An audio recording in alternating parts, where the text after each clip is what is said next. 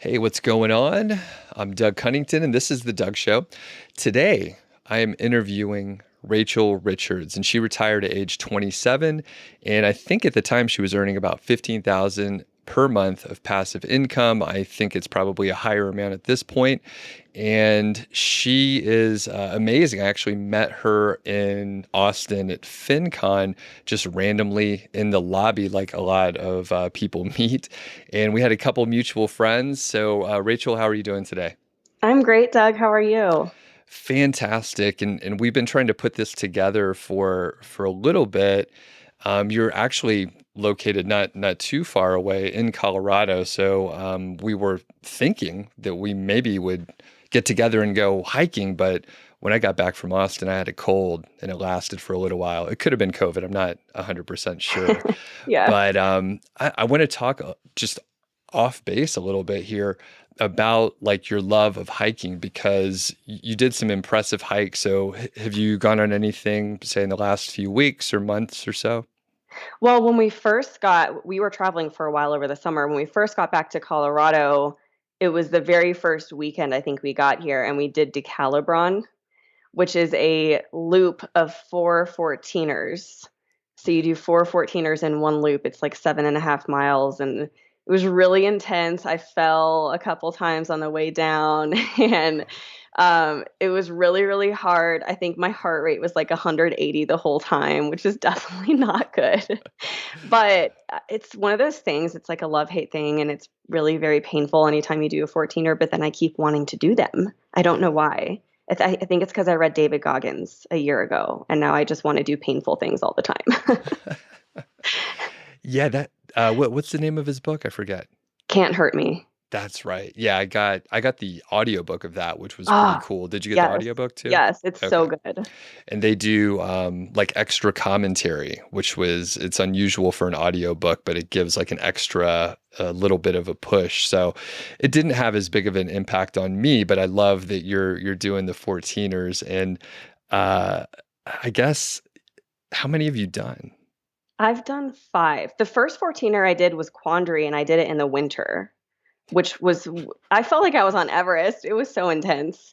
Um, I just have never done anything like that. But so I've only done 5, and I'll probably wait until next summer to start doing them again. Yeah, that's a good idea. Good Yeah. idea. Yeah. I'm going to hold off. I was really excited to do some 14ers, but that's, I think, what we were going to try and do. And then I was like, I had a fever that day. So it was a good thing we didn't Yeah. try to go out. Yeah, exactly. All right. So let's get into it. You have a pretty diverse background, and I think you were able to retire because of a lot of the real estate investing that you've done in the past. So we're going to talk a little bit about that, but you have probably 100 other interviews out there where you've gone over that story again and again. So we're going to hit the high points, but you also have online courses. You have a very strong presence on social media. I want to talk about that. And you're, sort of new, I think, to email marketing and some of the other things. So we have a very cool overlap of interest. I want to start with you retiring at 27, and I just mentioned that you're doing several things. So you are still working. So how do you define retirement? Yeah, I'm glad you asked because I think you get a lot of pushback now when someone says I'm retired, and people are like, "Well, Rachel, you're not retired, you're still working." And I'm like, "Well, yeah, I mean, to me, retirement is not about not ever working anymore." And I use the words retired and financially independent interchangeably. So it's about working when, where, and if I want. When I retired at age 27, which was 2 years ago, I mean, it would have been great if I could have done the beach thing or the golf thing, and I wish I could do that. I'm envious of people who can do that and not work. I just get so bored, and I wanna be creating something and building something, and that's really what brings me fulfillment. So, my business that I have now, Money Honey Rachel, is basically about empowering women to take control of their financial future and helping young people achieve financial independence at a young age. That's what excites me. So I will never stop doing that. But for us now, our lifestyle is about we both still work, we travel a lot, we hike a lot, we exercise a lot. Those are the things that we love to spend our time on. In doing some research to prepare for this interview, I noticed that you're not necessarily into the sort of the lean financial independence. You're not especially frugal. I may be connecting a few too many dots, but you just said you like to travel, and that could be pretty expensive. I mean, you can do it cheaply. So, yeah, how do you feel about the maybe overemphasis on frugality in some of the community that we're in? Yeah, I think you can do it anyway. Someone might want to retire and live off of $3,000 or $4,000 a month, and I think that's fine.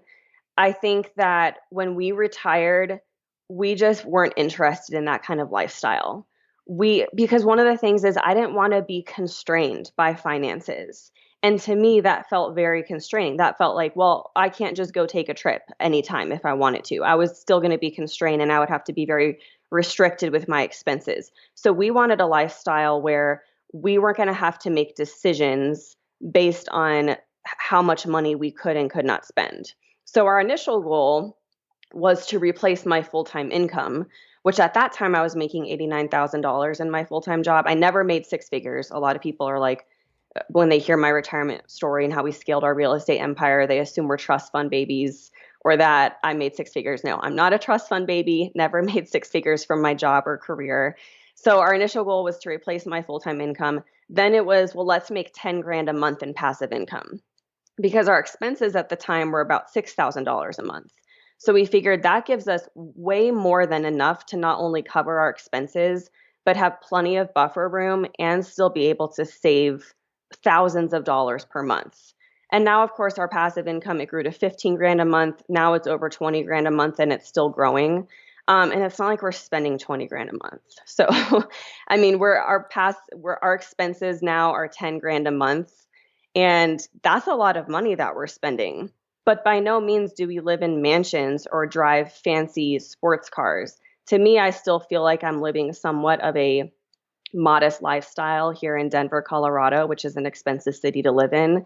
But at the same time, we get to go travel anywhere that we want at any time.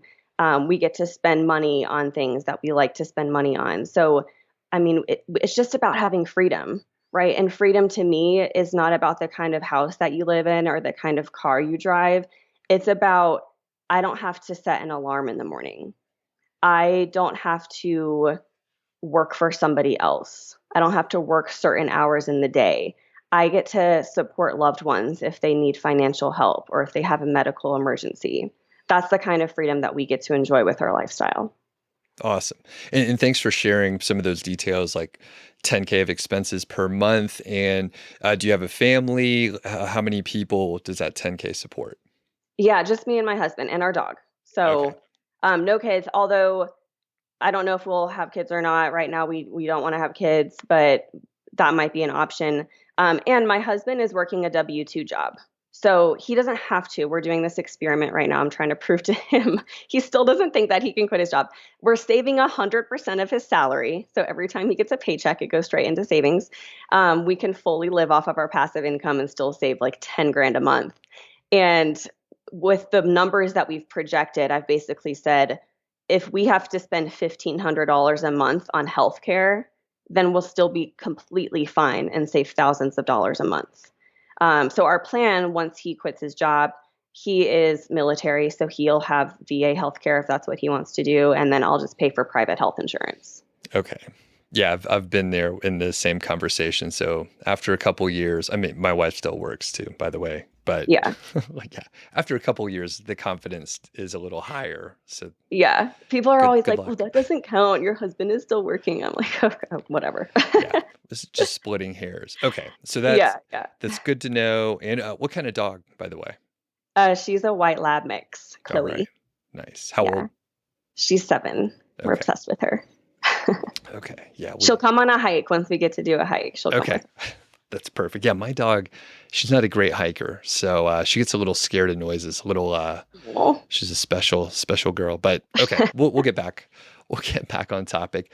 And I do want to hear about your sort of real estate journey. Like I said, there's so much of this coverage elsewhere, but I think it'll be important for people to get a context of how you got where you're at. So if you can give, a nice overview of that, how you got started, how it grew. And I know you had up to 40 units at one point, but I feel like that's tapered down at this point, right? Yes. Our real estate investing journey started in 2017. So that's when our passive income started. Before 2017, we didn't have anything else financially going for us besides our full-time jobs. We didn't have any other income, any side hustles, any passive income. We had our two full-time jobs. And after college, after I graduated college, I was only making $36,000. And then my second job after that, I was making $32,000. And then my third job, I was making $42,000. So again, I emphasize that because I was never making six figures. I was never a high income earner, but I still was able to live very, very frugally. I was saving half of my income after college, half of my $36,000 income. I was living off something like $1,500 a month, living in Louisville, Kentucky. So it's just essential to make those really disciplined choices early on. And I share that because I do think that lower income earners can still invest in real estate. And there are things that if I knew then what I know now, I could have started investing at even an earlier age. So we started in 2017. We bought our first duplex. We invested in our first duplex. And we came up with a 20% down payment. Now, there's a couple things that we did to come up with that down payment. So first of all, we were frugal. I was saving half my income. Andrew was saving half of his income. So after a few years, we each had $10,000 saved. Second of all, another thing that helped us save that money is that neither of us graduated with student loan debt. It's not because our parents helped us. It's not because we had family help. I wish we had. Gosh, that would have made things a lot easier. But our families, my parents were not able to afford to support me at all through college. I sold Cutco cutlery, Cutco knives. Have you Hmm. heard of Cutco? Oh yeah. Yeah. Okay. I have. I paid my way through school selling Cutco knives and I graduated debt free. And then again, Andrew, who went into the military after high school, he used his military benefits to pay for his college. So he graduated debt free as well. So we didn't have student loan debt. And that obviously was a big advantage for us to help us save even more money, even on lower incomes. And then third thing is that we lived in Louisville, Kentucky, which is an affordable city. It's a lower cost of living city. So it's not like we had these super high rent or mortgage payments after we graduated. So we saved this initial money. We saved up for this 20% down payment, found this duplex. It was $100,000. So the down payment was 20 grand. And by then we each had 10 grand saved. That's how we purchased the first duplex. Now, later in 2017, I also self-published my first book, Money Honey. So we had these two passive income streams, rental income and royalty income. And we focused on growing those as much as we possibly could over the next few years. So, and I can go into more detail, but at a high level, fast forward to 2019. By 2019, we had scaled our rental property portfolio to almost 40 doors, 6 buildings. And by then, I had published another book and we grew our passive income to, I think it was 10K a month at the time that I quit my job. And that's the year that I quit my job and that we became financially independent. That's ridiculous. It's such a short timeline. What made you think that you could do that? Yes, I didn't think we could at first. I mean, nothing made me think that we could do that. The initial plan, I think I got this from Rich Dad Poor Dad, because that was the first book I read in high school that turned me on to real estate investing. The initial plan for us was to buy a single family home on a 15-year mortgage once a year for 15 years straight. And I knew that if I did that in my early 20s, I'd be able to retire in my mid 30s because then after 15 years, all the mortgages would start getting paid off and the cash flow would exponentially increase. So I was like, perfect. We'll follow this plan. I'll be retired by my mid 30s. This will be fantastic. But once we bought that first duplex and we got the cash flow and we started seeing all these things that could help us scale quickly, it just went so much faster than we thought. So it just happened faster. But there was a few things that helped us scale quickly. First of all, we did not give in to lifestyle creep. That was huge for us. That first duplex was really hard to find. It took us 9 months and we made offers on other properties. We had accepted contracts on other properties that fell through. It was so discouraging. We could have easily quit. We could have easily given up and just said, you know what? It works for other people, but it's not meant to be for us. But we kept going. We didn't settle. We were patient. We found this first duplex. The duplex was an amazing investment. It started off cash flowing us $500 in net profit. So that's $250 per door. Amazing cash flow. By then we could have said, wow, we've done it, we've sacrificed, we worked hard, let's live it up. Let's get a new car. We can afford it. Let's increase our quality of life. Let's spend this $500 a month. Instead of doing that, we said, no, we're going to stay disciplined. We're going to save 100% of this money so that we can reinvest this money for a down payment on the next property. So we didn't change a thing. We stayed disciplined. We saved all that money. We didn't give into lifestyle creep. So that's one thing we did. And then another thing we did, and this is really the key, is that I had my real estate license. I did not have it for the purposes of having clients. I didn't help people buy and sell houses. It was only for my own purposes as an investor. So I would represent myself as the buyer's agent on the deals. We would fully deplete our savings every time we bought a house, but I knew I would get a commission check back at closing immediately because I was the agent on our deals.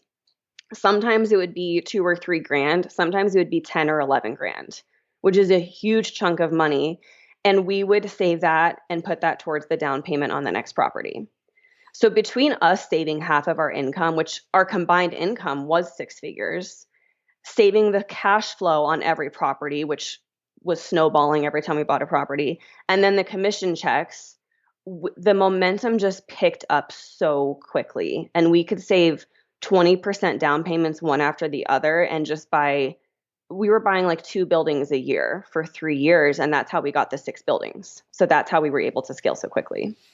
Amazing. So at that point, I was going to say you were naive enough to think, oh, we could pull this off. And then you were disciplined enough to actually do it. So you had this empire, you were growing really fast. Why not keep going? How did you come to the decision to sell off some number of the units? Real estate investing for us was never something we were so passionate about that we wanted to have 200 doors or 500 doors. And a lot of people ask, well, why did you stop? You could have had this huge empire by now. And I always say, well, it was a means to an end. Our goal with real estate was to get to 10K a month in profit because it was only meant for us to retire us. And that way we could pursue the things that we wanted to pursue. It was only meant for us to become financially independent so that we could quit our jobs. Once we got to that point and we hit 10K a month, we stopped. Because I think there can be this tendency of when is enough and to keep moving the goalposts further.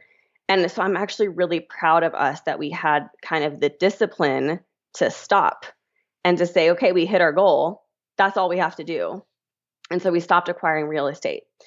This year, so we had those properties for a couple of years. We stopped acquiring, but this year we actually made the decision to sell most of our portfolio. And it was because I view real estate investing, kind of the journey of real estate investing, as a time versus money trade-off. When you start out, most real estate investors don't have a lot of money, right? And they're investing in real estate so they can make a lot of money. They start off, they don't have a lot of money. They do have a lot of time. That was at least the case for us. We were willing to hustle, work hard, self-manage so that we could make more money instead of hiring a property manager. We were willing to deal with the hassles of being landlords and self-managing the tenants and dealing with all of that so that we can make money. And some of these houses that we had were cash cows. And the way that we were operating them brought us in a lot of money. And then more recently this year, we've gotten to the point where we have a lot of wealth now. We have a lot of equity in these properties. We're bringing a lot of money, not just from the rentals, but from my business, my books, my online courses. And we value our time way, way, way more than we used to. We do not want to work as hard for our money anymore. And that's maybe an entitled thing to say, or it's just we're very fortunate and we've worked hard for this. And the whole point is to get us to a point where we can have our passive income streams be as passive as possible. So we've just decided, okay, it's time for us to sell some of these rental properties that are not as passive as we would like them to be. And I've always said owning rental property is not passive unless you have a property manager, and it's still not 100% passive because there's always an aspect of manage the manager. So we've decided let's sell our three biggest buildings, the ones that are the biggest pain in the butt, and we will reinvest that money into syndications, which is the most passive form of real estate investing I have found. So not only did we sell in a year where we were able to make a huge profit on the sale of our buildings, but we're now able to invest in something even more passive, and that really aligns with our goals. Even if we're not making as much money as we were before, we're now not having to spend as much time. And so we're very, very happy with that. But that's why we chose to sell those big buildings. Beautiful. Yeah, that's great. I mean, you nailed it. If people get a little too addicted to the process, it's kind of hard to step away. So it's good. It sounds like you had the exit plan, or at least you understood what your values and priorities were. So you were able to exit when you wanted to. And like you said, the timing is just amazing with the markets going crazy. So Hmm. that's fantastic. So Thank you. we haven't talked too much about your books, and I think those probably will help us transition into like your online presence and some of the work that you're doing now. So you said you wrote your first book in 2017. So Yes. that was kind of as you were getting going. Again, what made you think, because you don't have a journalism background, right? Right. No Or professional, yeah, no experience with that. okay. So how'd you come around to thinking, hey, I'm going to write a book? Yeah, that's a good question. So I'm a former financial advisor. That was my first career out of college, and I have a financial economics degree.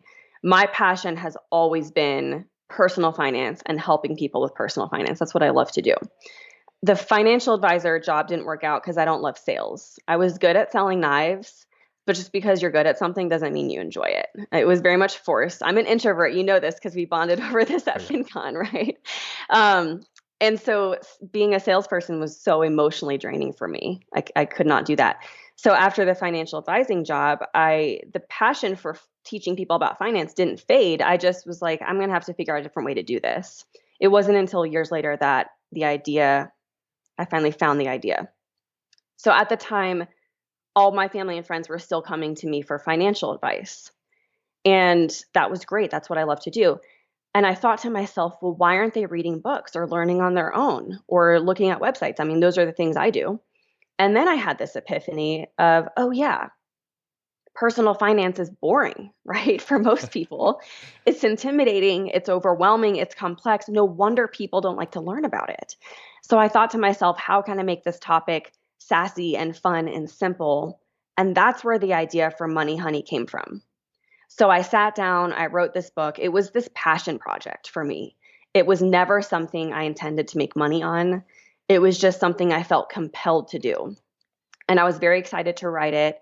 I wrote the book. I self published it in 2017 with no expectations. I put as little money into it as possible because I thought I was just going to lose the money that I put into it. And to my shock, it just took off. It resonated with female millennials. It spread rapidly by word of mouth, and it sold more and more. And every year since 2017, is 4 years now, it sells more and more copies. It still surprises me, to be honest. It's amazing. It has over like 1,100 Amazon reviews. So that's how my business started. And once I saw that something was resonating with the way I was able to convey this topic, I wrote another book. I have online courses. I started a social media presence, and that's how I've been able to build my business. Okay. Can you share how many copies you've sold? It's okay if not, but Yeah. So both, I don't know how many of each, but both books combined, I've sold between 40 and 45,000 copies. okay. It's so crazy, with I the know. self-publishing. And I mean, I hear other people that have self-published and they mention, oh, if even if you just sell like 1,000, it's like amazing. And then it's with the word of mouth, it just keeps growing, right? Yes. Yes. I interviewed JL Collins for the other show, the other podcast that I do. And I think he sold something like 300,000, but Wow. it slowly grew, and word of mouth just kept selling more and more. So, Yes. do you see the sales momentum increasing because of that viral component? Yeah, it continues to increase, which is astonishing to me. To this year, I think will be, it's hard to tell because we're recording this in November, but I think this will be the first year that I make six figures in profit from my book royalties, which I can't believe I'm even saying that. That's crazy to me. Yeah, it's insane because you hear, a lot of side hustle stuff, and it's like, oh, you could publish your own book and get it on Right. Kindle, but yeah, very, very few people are selling like 40,000 plus copies. So Mhm. congratulations. Thank That's you. absolutely amazing. Thank you. All right. So you mentioned the social media presence as well. And in some of that research, I like did a little bit of a deep dive, and you're way sillier than people might expect from the interview so far. It's early in the morning, but so people should check out your stuff. Yeah. Do you have any comments on that? That's not a question, but yeah, you're sillier than I expected. Oh, thanks. Yeah, and I'm able in my book, Money Honey, to just take this really funny, sassy tone and portray that. And I think when I can put the thought into it, like I have a really great sense of humor, but it doesn't come on demand. So I think there's this mismatch of how I am in interviews or just talking to somebody in real life versus how I am on my social media and in my books. So I don't know why that is, but it's just I'm able to find the humor I think in finance and create content that resonates with Gen Zers and millennials and women. And I think that's what it's all about. It's just making finance funny and putting it out there in a relatable way. And I think that's why my books sell Mhm. and why my content resonates with people. It's just let's not make a serious topic serious. There's enough of that out there. Yeah, and it's such a great contrast from the old white guy Yes. issue with personal finance. So, yeah, that's fantastic. And you also created your first course in 2020. So, pretty new to that. So, you were selling books, your community's growing, social media presence is exploding, and we'll get into more of those details. But your first online course is fairly fresh. So, were there any specific challenges like getting into that and creating the course? It's just a scary thing. Anytime you launch a new product, it's so vulnerable. You're putting your work out there for the public to see and judge, and you want it to be accepted and you want it to go well, and you want to put something out there that helps people. So, whether it's the book launch or the course launch or any other product that I put out there, it's the most vulnerable thing. So, it was definitely scary, especially doing something new. Um, and I launched, so I don't, can I cuss? Is that Yep, go for it. allowed? Yeah. Okay. Yeah. It's called Get Your Financial Shit Together. Okay. So again, we don't take ourselves too seriously with Money Honey Rachel, but I launched it in March and April 2020. Okay, right when COVID happened, right when people were getting laid off of their jobs and not going back to work. So arguably it could have been the worst time to try to put out a finance course to help people with finance, or it could have been the best time. It ended up being a really fabulous launch, and I was really happy with how it went. And the reason I did it is because I just had this realization. There's this saying that knowledge is power, right? I disagree with that. Knowledge is not power unless you do something with it, unless you act on it and implement it. And I realized that, yeah, people can read my books, but it's not helping them unless they're implementing what they learn.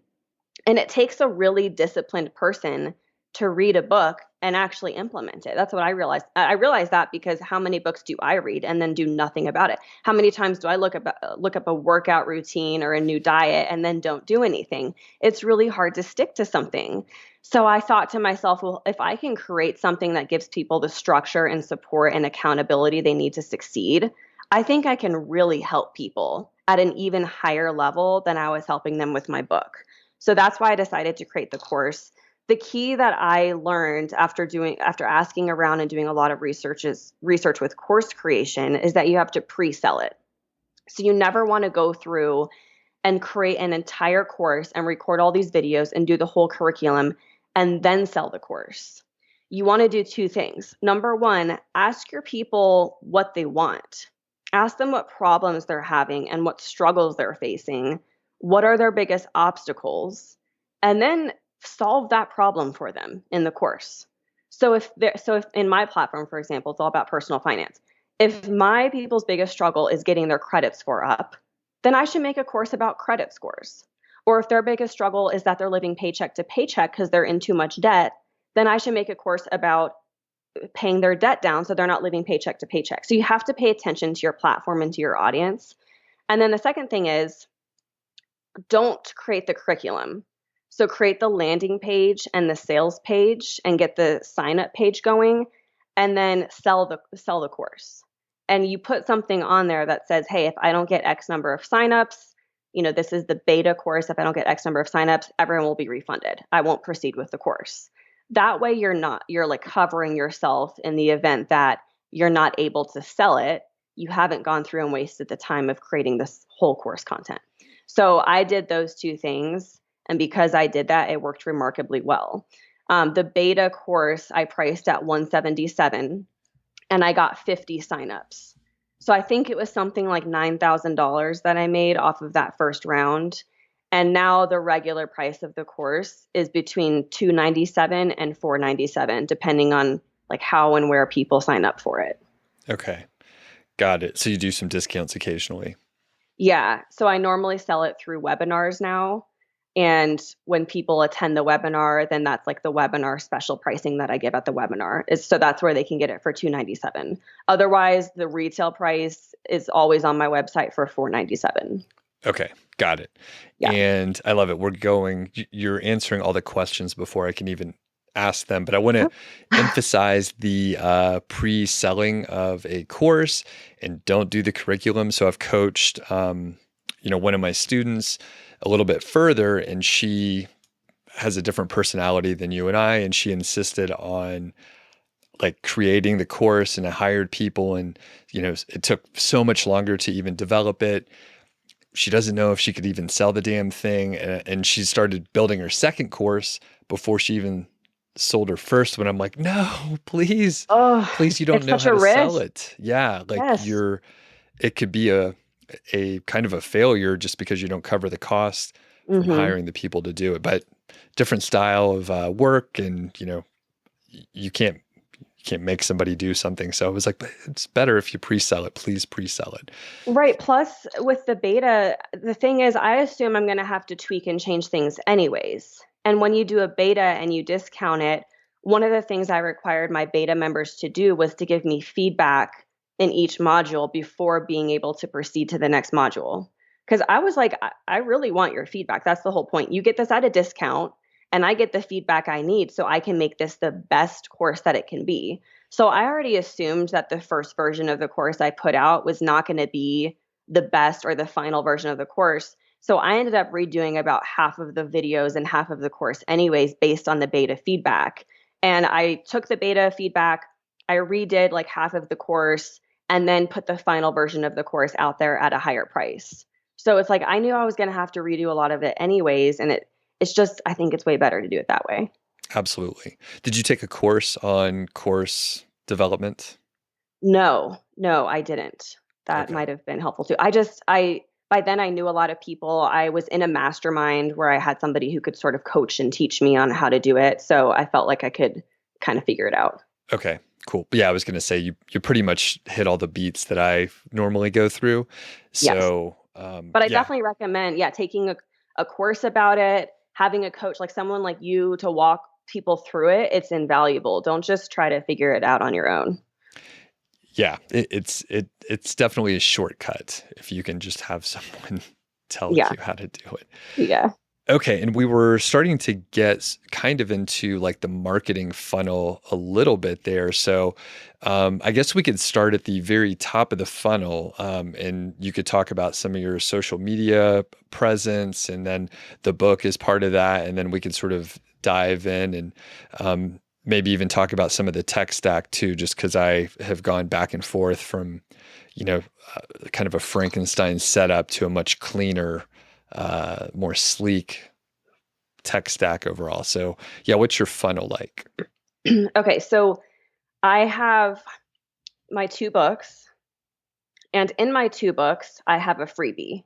So in Money Honey, I have my free budgeting and net worth worksheets. And then in Passive Income Aggressive Retirement, I have my free passive income starter kit. So those are my two freebies, but I advertise those everywhere. So not only are they in my two books, but I talk about them on podcasts, I talk about them on my social media, email signature, website, they are everywhere. So that's how people get on my email list. So the freebies and the books themselves serve as my lead generators. And then from there, I either sell people on the book or I sell them on the course. Right now, everyone is kind of lumped into the same email newsletter, but it's a little bit of a problem because at this point in my business, I really do have two kind of segments of my audience. I have the personal finance people, but then I have the real estate investors. So right now, my coach is helping me work through segmenting my audience into two, and I'm actually going to have two newsletters. So that's going to be a massive undertaking that maybe not massive, but that's going to be something that I work on doing next year because that way I'll have kind of two sales funnels. I'll have the Money Honey freebie and then the book and the Get Your Financial Shit Together course. And then on the passive income real estate investing side, I'll have the book and then my rental property boot camp and then my real estate investing mastermind.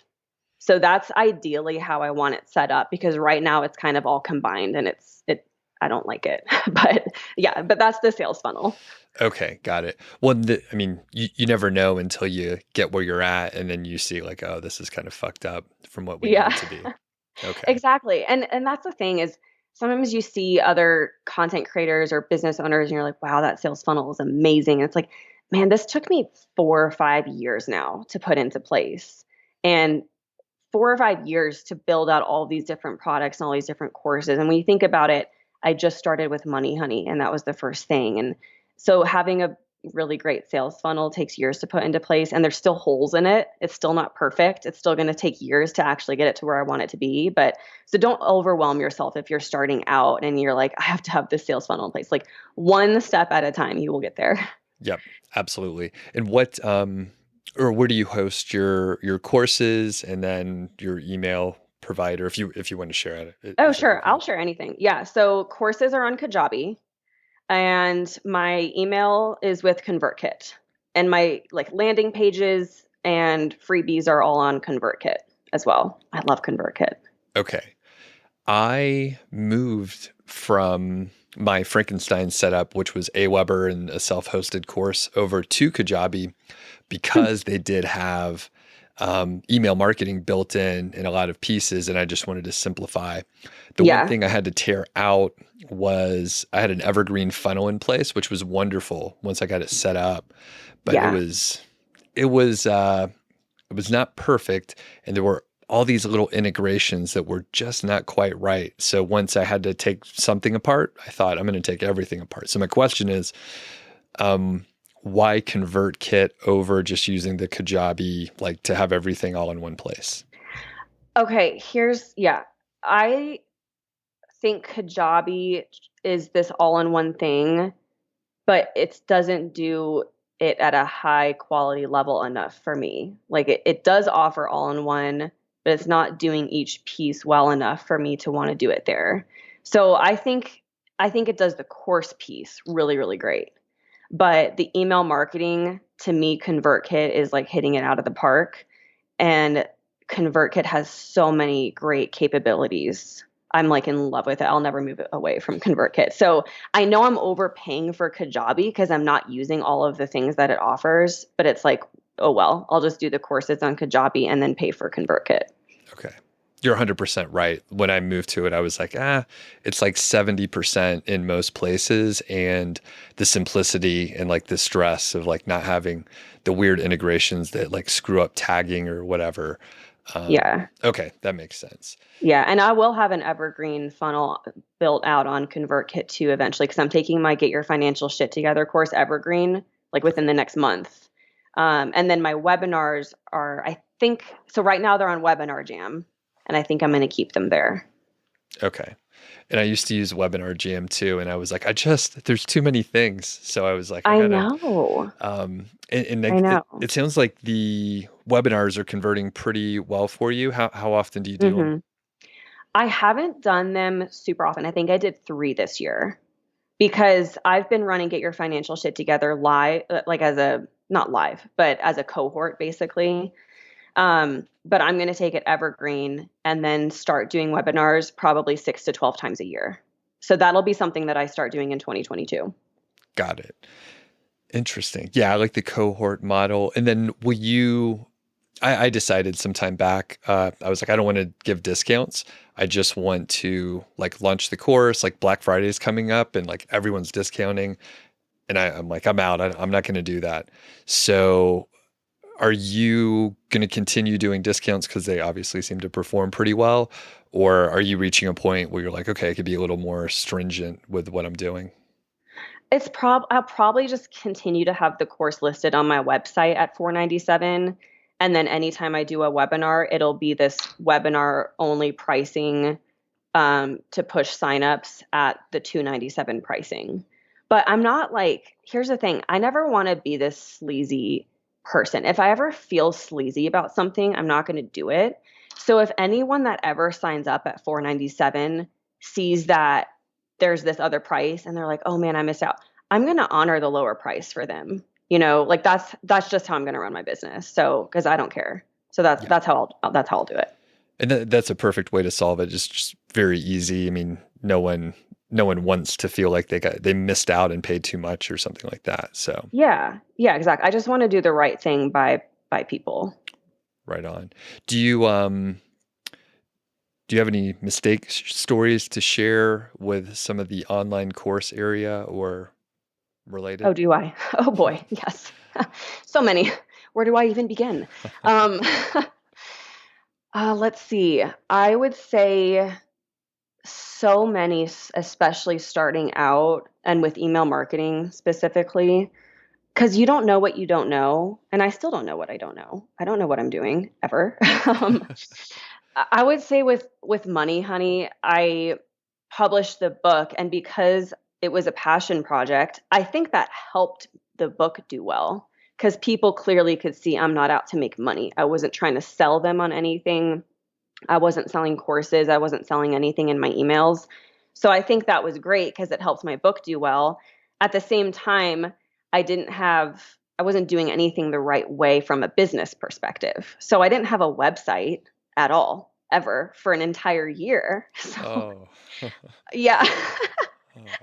that was a great reaction. So yeah, I published in 2017, Money Honey, and I didn't have a website until 2018. And then I finally created a website, and it was just this janky thing that I put up on my own. And my website right now is still something that I created, and it's still bad. And by the time this episode goes out, I might have had this agency create a new one, but I don't know. I think I'll have the website done by the end of the year and it'll actually be legit. So that's still a mistake. So my one of the overall themes in my mistakes is the tendency to DIY and to do things on my own because of the frugality thing. Because I'm cheap, and there's a difference between being cheap and being frugal. And being cheap can cost you a lot more money in the long run.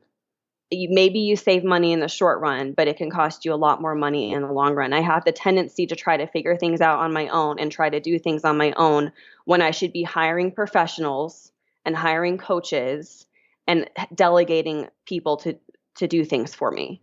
So that is like an overall theme in the mistakes that I make. Um, but yeah, didn't have a website starting out, which meant that here's an awful mistake I made. I at least had the foresight to have a freebie and have a lead generator in Money Honey. So I was collecting email addresses. The mistake is that I had MailChimp, which is fine, but I had MailChimp's URL. So the URL in the first maybe 10,000 copies of Money Honey that were sold is like eepurl.com/1uy78. And it's not a URL that I own. So that is out there permanently, cannot change it. directed to a MailChimp site, and I can't ever change that URL. I don't own it. Mm. So it sucks because people still probably go to that to try to sign up for my email newsletter, and they can't anymore. Because yeah, it's I can't Yeah. believe that. I just didn't know any better. Yeah, you Um, wouldn't. You wouldn't know. right, of course. So that's one big mistake. Another one is that for I think 3 years, 2.5 years, I was collecting emails, thousands of emails from my books, and not emailing them. Which honestly, this is a common mistake. This is this is a very common mistake I've found out, that people collect email addresses but they never email people. And it's always for the same reason, which is for my reasoning was that I don't have anything to sell. So it was like, why email people? This is such a big mistake. The point of having an email newsletter is not just to sell people on things. Like, yes, you want to do that, but it's to build trust and credibility. And it's to have a relationship with your subscribers. You don't have to have something to sell in order to build trust and credibility and form a relationship with your subscribers. Because imagine if I had been emailing my subscribers the first 2.5 years, that whole time, funny stories, delivering them educational value, just giving value to them, teaching them about personal finance, other topics that I was learning about that I didn't include in Money Honey. They would have been ecstatic. They would have gotten so much value from me. And then by the time that I sold that course, Get Your Financial Shit Together, they would have been like, take my money. I trust this woman so much. All she's been doing for 2.5 years is helping me. And I want to sign up for her course. My beta round would have been 3 times as big if I had been doing that, but I Yeah. didn't. And instead, I waited until I had something to sell. And the first email they got me was a sales pitch, which is super shitty. Yeah. So, yeah, that's pretty bad. How big's your email list? It's 23,000. Nice. And it sounded like maybe you don't have the exact tracking, like if they came from a specific book or a different landing page or whatever, because everybody sort of lands. I'm just curious if you know where everybody came from. Well, that is another mistake that I made until about 3 days ago. I finally activated and reset up all of the landing pages. I did know which book they came from because it was a different freebie from each book, so I at least knew that. But yeah, as of literally 3 days ago, I finally set up different tracking links so I know if they came from the book, the website, social media, or podcast. So Okay. now I'll have a little bit more insight into where my leads are coming from. Okay.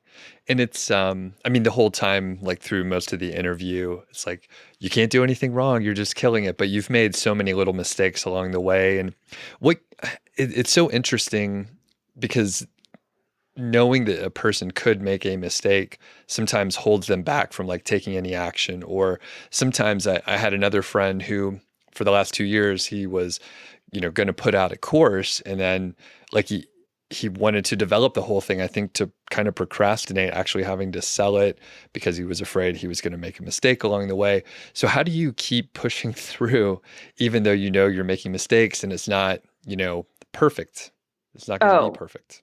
this is a great question for me, Doug, because I am the world's biggest control freak and the world's biggest perfectionist, type A person. So I hate making mistakes and I hate thinking that if I do something, it's not going to be perfect. So I err on the side of everything has to be perfect. I have to be as prepared as possible. I have to keep reading and researching and knowing how every little thing's going to go. That's just my personality type. Um, and this goes with real estate investing as well. I just had to straight out accept the fact that I was going to make mistakes. And you just have to accept reality that no matter how prepared you are, or how many books you read, or even the coaches that you hire or the courses you take, you will still make mistakes. Like, even when you hire the professionals, because there's still going to be these holes of, again, you don't know what you don't know. Like, no matter what you do, you're going to make mistakes that cost you money. You're going to make mistakes that cost you time. And the best way to learn is to learn by doing. So you just have to accept that as reality and you just have to get started. And there's this Zig Ziglar quote that I love. And if I'm hesitating for this reason, I just go back to this quote and it just helps me get over this hump. And he said, "You don't have to be great to start, but you have to start to be great." So I love that. That always helps me. I like that. Is there anything else with the sort of marketing funnel or the tech stack or anything related that you want to mention here that I didn't ask you before we move on to like some of the social media stuff you're doing? I would just say, from a marketing perspective, you need to always be adding value to your audience. Don't think in terms of what can I sell to them? How can I make money? Right? Think in terms of what problems can I solve for them? How can I add value? What are they struggling with that I can help them? And listen to your audience. Okay, so listen to what they're saying online, listen to what they're struggling with, and know what your unique value proposition is. Okay, so for example, with Money Honey, there are literally thousands of personal finance books out there, thousands of personal finance books. If you can't articulate why someone would want to buy your book or course or service over the thousands that are already out there, you're going to have a damn hard time selling it. Okay, you have to be able to articulate your unique value proposition, what hole you're filling in the market, and what problem you're solving for your clients. And you need to be able to speak to them on an emotional level. Okay, so there's this exercise that you can always ask dot dot dot so that. So if I'm helping people get out of debt, I'm not going to sell them on how to get out of debt. Okay, it's getting out of debt so that what? So that what? So that they can stop living paycheck to paycheck. So that what?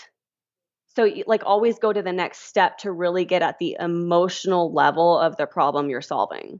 So getting out of paycheck to paycheck so that what? They can quit their job, so that what? They can spend more time with their family. Like maybe that's the end result of like what problem you're really solving for these people. So I think if you can just look at it that way and really be adding value and speaking to people on an emotional level, you will have a much easier time selling your products and impacting people. So well said. Brilliant. Thank you. Okay, social media stuff. I think you just hit 25,000 followers on Instagram, if I remember right. Yes. So Yes. congrats on that. And then you do Thank some you. stuff on TikTok as well. Can you share some of your stats there?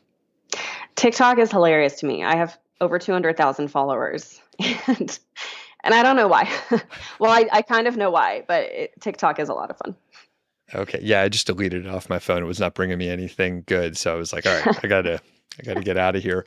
So yeah, let's talk about some of the pieces. I mean, I don't do social media and I have often said I just I consume a little bit. I look at, puppies and like pictures of food and maybe beer, just fun things. Yeah. And I decided like I don't want to try to market any of my things and I don't enjoy it. So I'm out.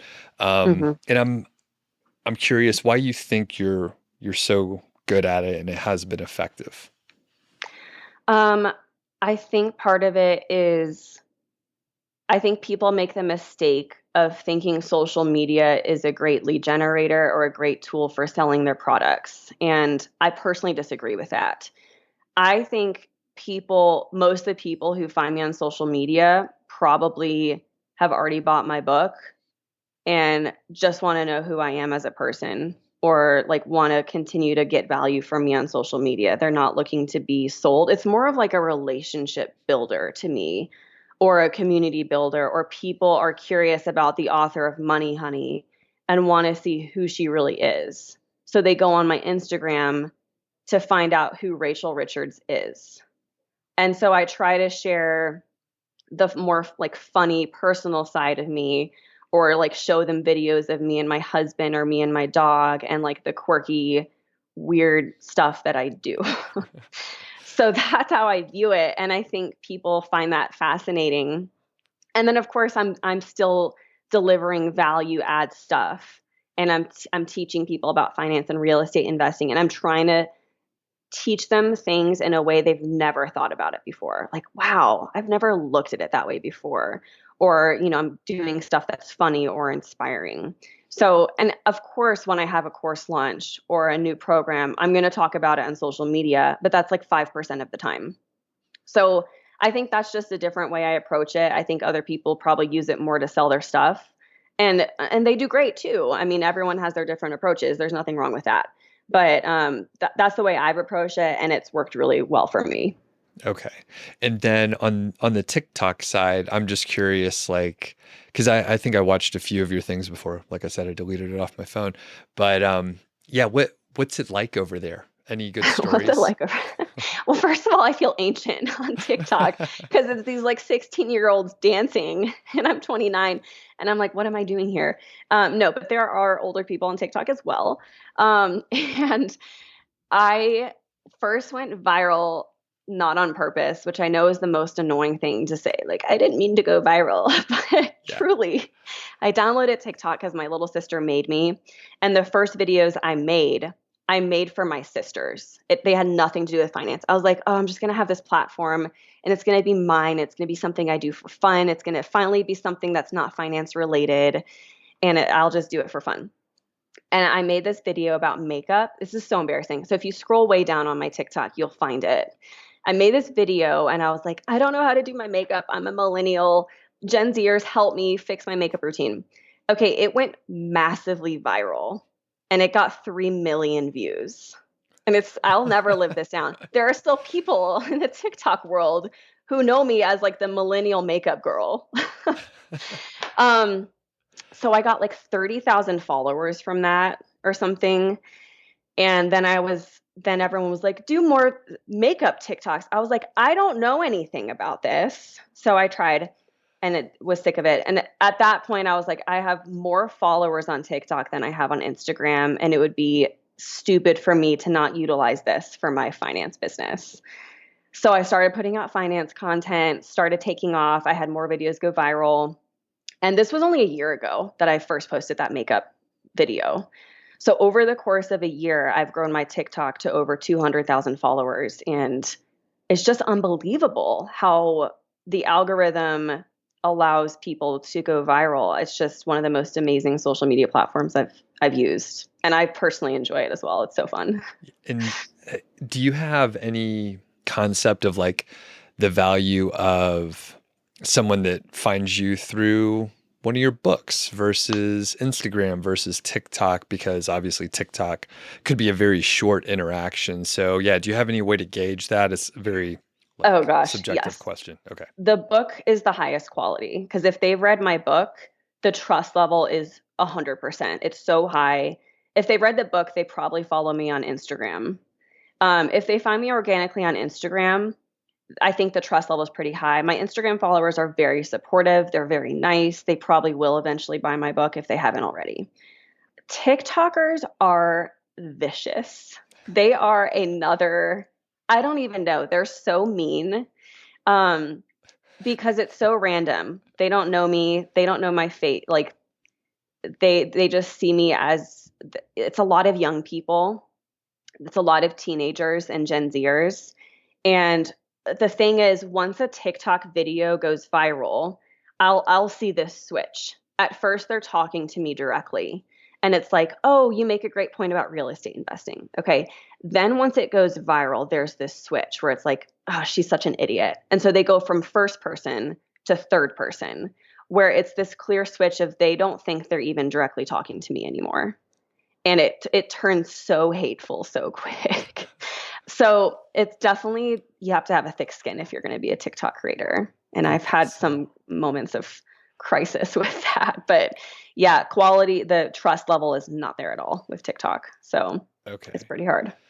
And I get, yeah, how do you deal with those negative aspects of like social media in general? And you could be specific about TikTok and I mean, really like the mental health issues that kind of go hand in hand with the social media platforms. And I mean, the platforms make it worse, like as they Yeah. go.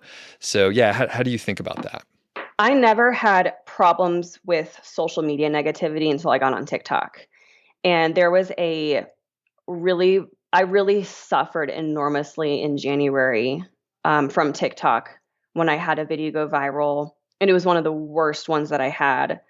I had like 2 million views on it or something. It was pretty controversial, and people were just really vicious, calling me a greedy slumlord and just saying I was an idiot and I was stupid and just hateful comments, and thousands, tens of thousands of them, and overwhelmingly negative, like 80% negative.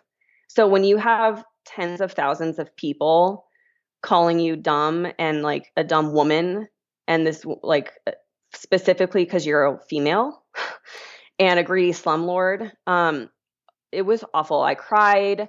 I was calling my close friends to help me talk me out of it. I like literally had a moment where I just considered quitting my whole business. I was like, what is the even the point of this? Like, why am I even doing this? If I'm trying to put content out to help people invest in real estate, to help them improve their lives and empower themselves and get out of debt, and this is the kind of response I get, like so much hate, why am I even doing what I'm doing? So it was pretty bad. And they told me a lot of wise things. My friend Lisa told me, this is the cost of doing business.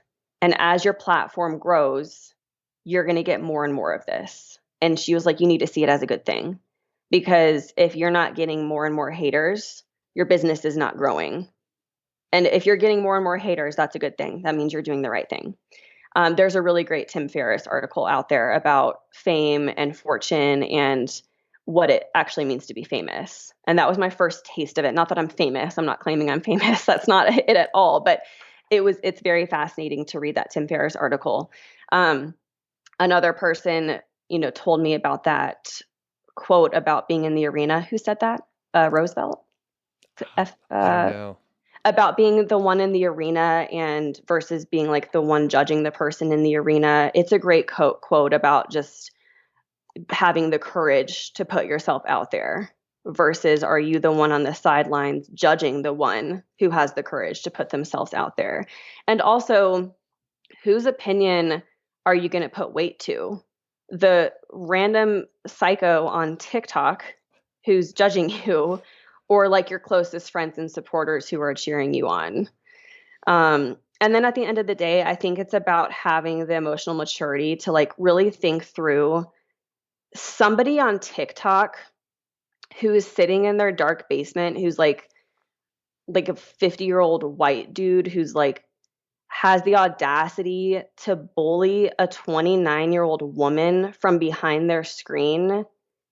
I feel truly sorry for them. Like, if that's their life, where they are sitting behind their screen to comment mean things to young women, that's their life. How bitter and sad must their life be? Like, that truly, I feel very, very sorry for those people. So at the end of the day, I think finding the empathy to pity those people is what helped me feel better, because that's a seriously sad life that they're living if that's what they're spending their time doing online.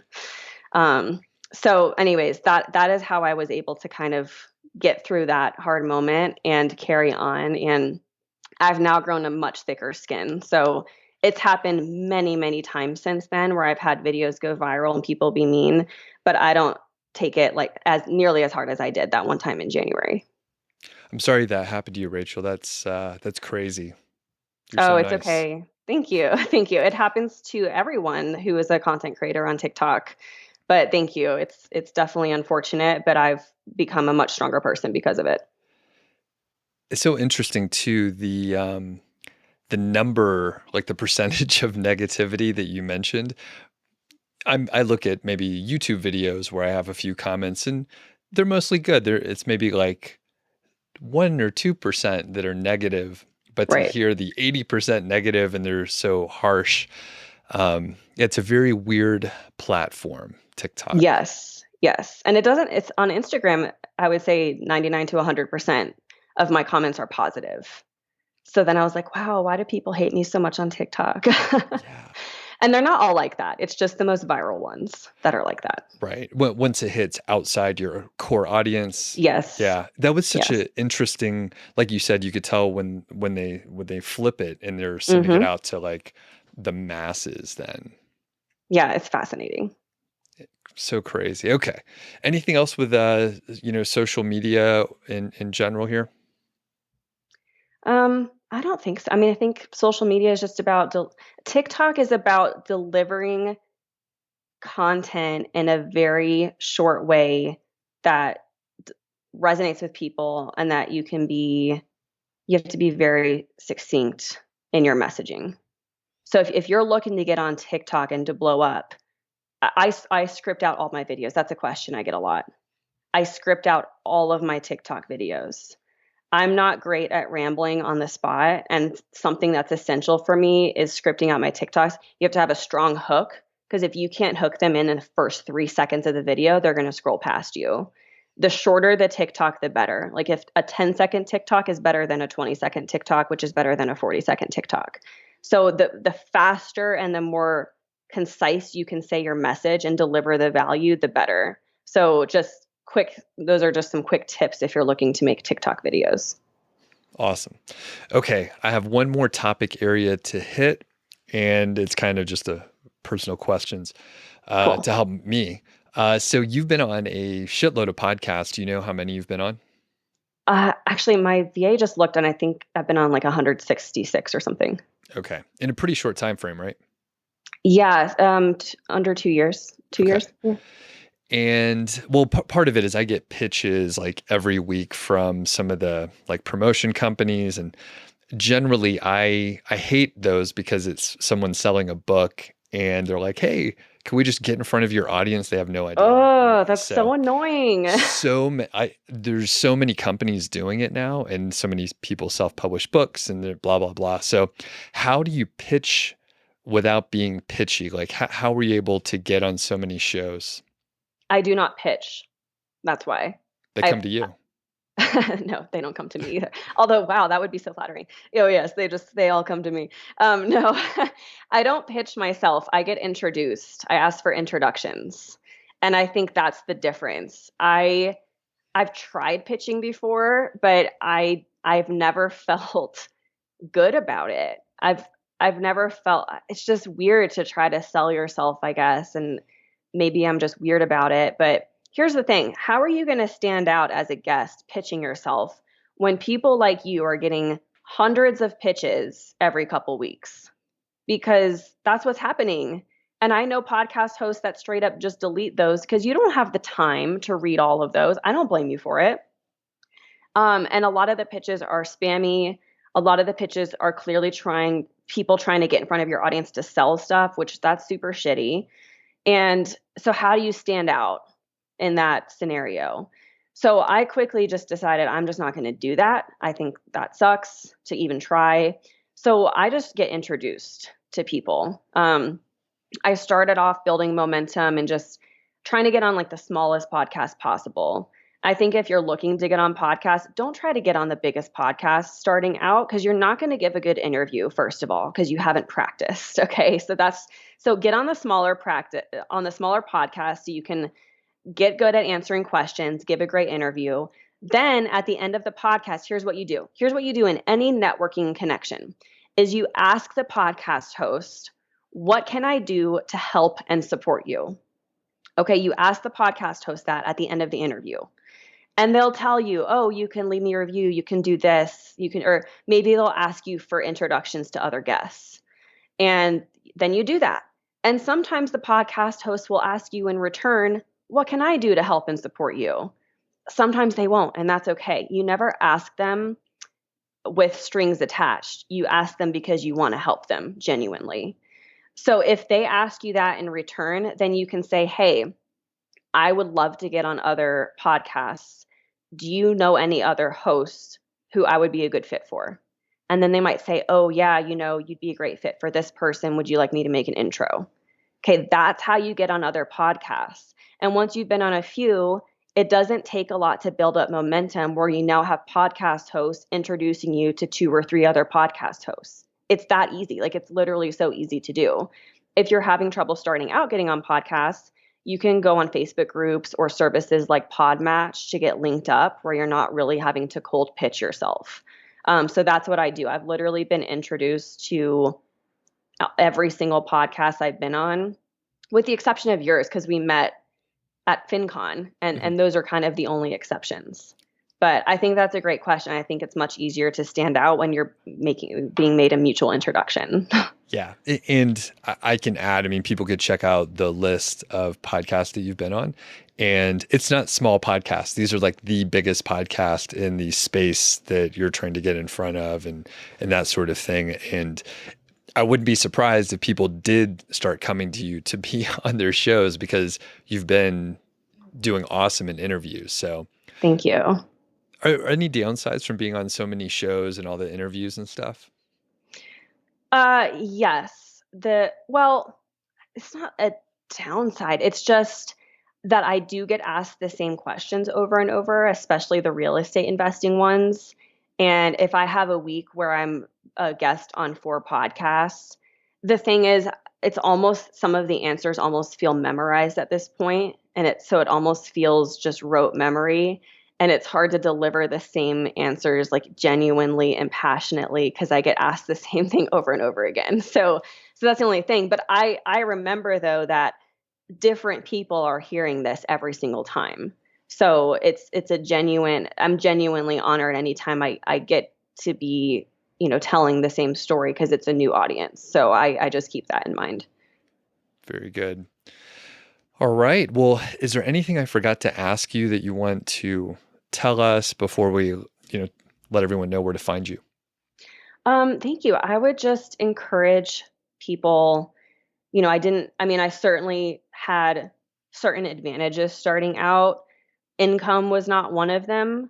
Um, so I would just encourage you if you're interested in achieving financial independence or investing in real estate. I truly believe that anyone at any age on any income can absolutely achieve financial independence.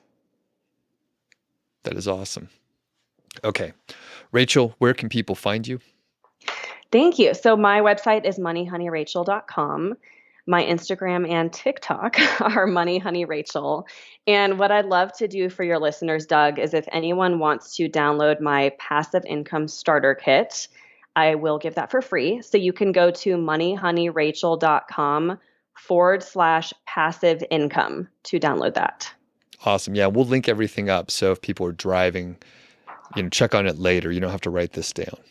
Perfect. Thank you. All right. This was great, Rachel. I'll talk to you soon. Thanks.